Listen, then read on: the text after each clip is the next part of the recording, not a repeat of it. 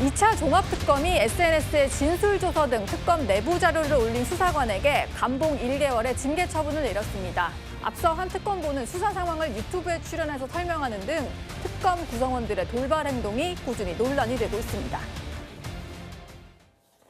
주말 동안에 기사가 나왔었는데요. 저희 특검의 특별수사관 한 명이 SNS에 사진과 본인이 수사를 하면서 느꼈던 소회 같은 것을 올린 SNS 게시물이 보도가 된 바가 있습니다. 감봉 1개월에 처하는 징계 처분을 하기로 결정했습니다.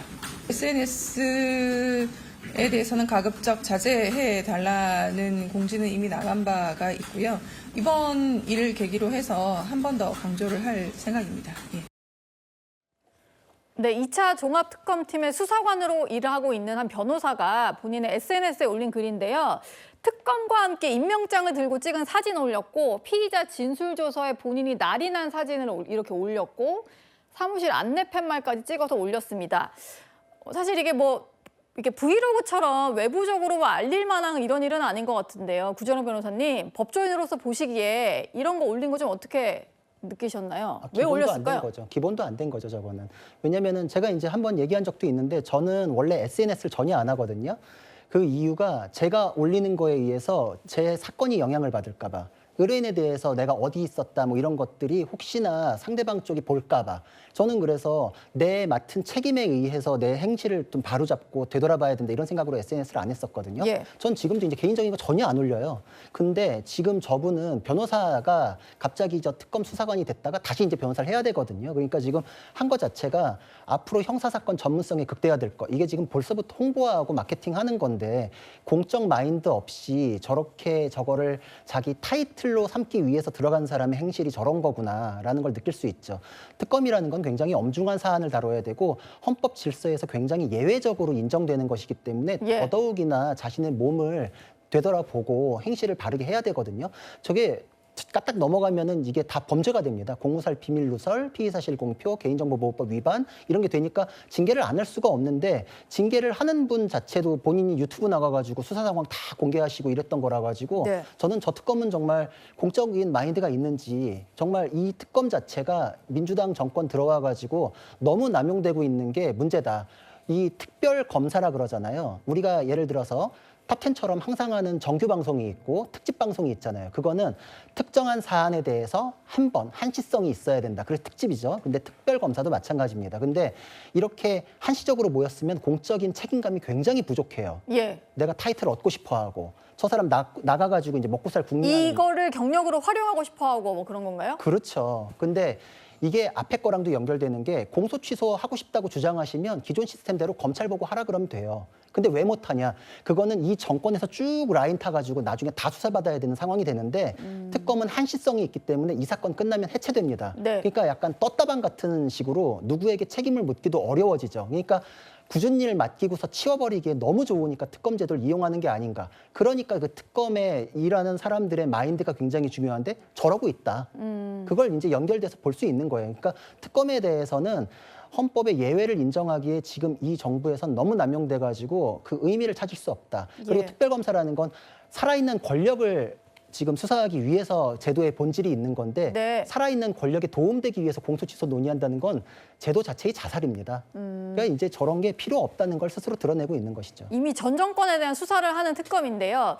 구전욱 변호사가 얘기하신 대로 김지미 특검보도 논란이 된 적이 있었는데 지난달에 김어준 씨 방송에 나와서 수사 관련 사항을 언급했다가 공무상 비밀 누설 혐의로 고발당하기도 했습니다. 저희가 어떻게 일을 하고 있는지 이제 궁금해하시는 분들도 있고 해서 알려드리는 것이 좋겠다 생각해서 나왔습니다. 네. 사건에 대해서 대통령실에 보고하고 대통령실로부터 어떤 지시를 받아서 사건을 만들어 갔느냐 하는 그것을 보겠다는 것이지 그 대부송금 사건 자체를 보겠다는 것은 아니고 윤석열, 김건희 소환은 아직은 안 돼 있는 상태일 테고 나오는 법이긴 합니다만 빌드업을 해야 돼서 빌드업 과정입니다. 예. 국민들이 약간 원하시는 포토라인에 서서 누가 지금 소환 조사를 받는지 이제 이런 부분들에 대한 보도는 안 나오고 있어서 이제 참고인이라 저희가 이제 좀 조용조용히 부르고 있긴 하거든요. 그래서 빌드업 과정이어서 곧 네, 원하시는 장면들을 좀 보시지 않을까 싶습니다. 저게 만약에 정권의 검사가 방송에 나와서 저런 얘기를 했다면 민주당은 상당히 좀 비판적으로 얘기하지 않았을까 싶은데요. 강성필 부대변인님, 네. 특검으로서는 참 부적절한 얘기였던 것 같아요. 그럼요. 이제 공직자고 아무리 이제 특별 검사라고 하더라도 일시적이라고 하더라도 당장에 좀 국민의힘에서 이 정권에서 저렇게 뭐 특검 남발했다고 하잖아요. 남발된 이유가 뭡니까? 남발인지도 모르겠지만 지난 정권에서 그렇게 잘못들을 많이 하니까 특검을 할 수밖에 없었는데 그럼에도 불구하고 내 손이 깨끗해야지 남은 단죄할 수 있는 건데 저렇게 뭐 유튜브 나와서 오해받을 일 하고 또 SNS에 뭐 앞으로 먹고 살 궁리한다 이렇게 비판받을 짓을 해버리면 정말로 이 특검에 대한 국민들의 인식이 얼마나 안 좋아지겠습니까? 그래서 저는 엄벌에 처하는 게 맞았다 그렇게 봅니다. 예. 특검을 들어서 논란이 계속 이어지고 있는 것 같은데요. 앞으로는 수사에만 좀 집중을 해주셨으면 좋겠습니다.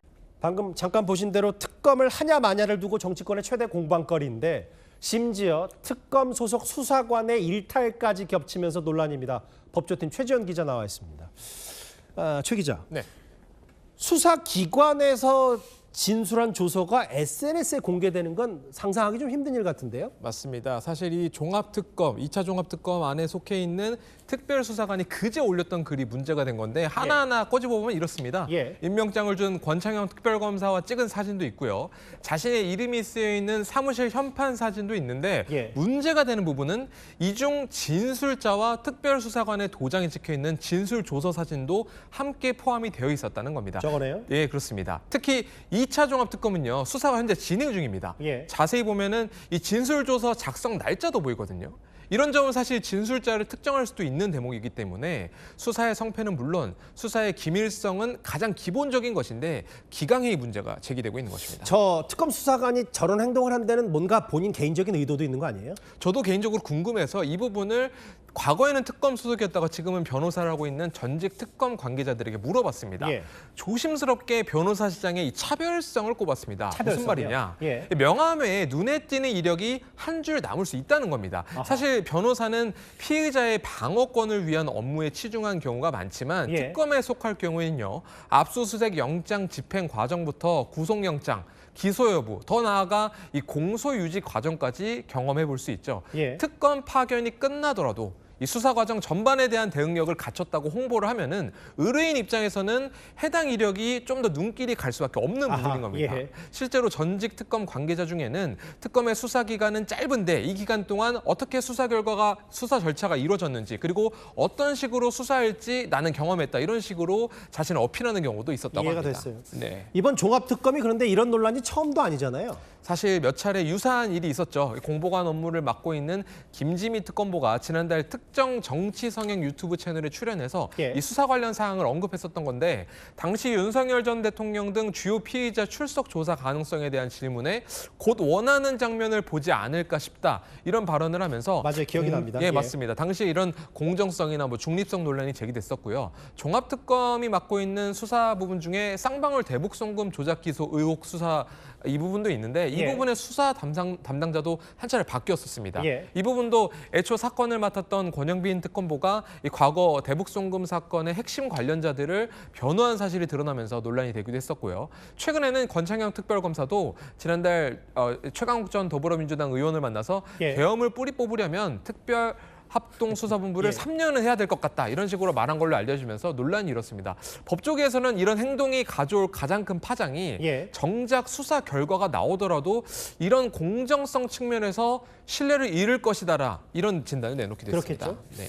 근데 좀 궁극적으로요. 특검은 어떻게 인력이 구성되길래 이렇게 내부 관리가 잘 안 되는 겁니까? 법조계에서 이런 문제들, 앞서 설명드렸던 이런 문제 제기들이 아무래도 자주 등장하다 보니 저도 이 부분이 궁금해서 물어봤습니다. 예. 법조계에서 불안감을 호소하는 이유가 이 인력 구성 때문이거든요. 사실 특검은 평소 수사기관에서 일해왔던 검사와 경찰 외에도 예. 오늘 이 문제의 게시글을 올린 변호사 출신 특별수사관들도 소속되어 있습니다. 보통은 특검 내부적으로 추천도 받고 또 면접도 진행하면서 특별수사관을 선별한다고 하더라고요. 예. 해당 수사관은 변호사 시험에 2022년에 합격해서 올해로 4년 차로 알려지고 있거든요. SNS에 본인을 이혼 전문 혹은 형사 전문 등으로 언급하고 법률 상담 링크까지 걸어두면서 논란이 더 확산됐는데 특별수사관으로 임명되면 이 5급 별정직 공무원에 준하는 대우를 받고 또 급여도 법무부에서 받는 걸로 알려지고 있습니다. 예. 법조계 일각에서는 사실상 준 공무원인 셈인데 법조계 경험 자체가 부족한 사람이 수사 인력으로 가는 것이 문제다. 그러게요. 혹은 이 수사 중 혼자 장사 속이다 이런 우려도 내놓기도 했습니다. 알겠습니다. 지금까지 법조팀 최지영 기자와 함께 논란의 특검 얘기 짚어봤습니다.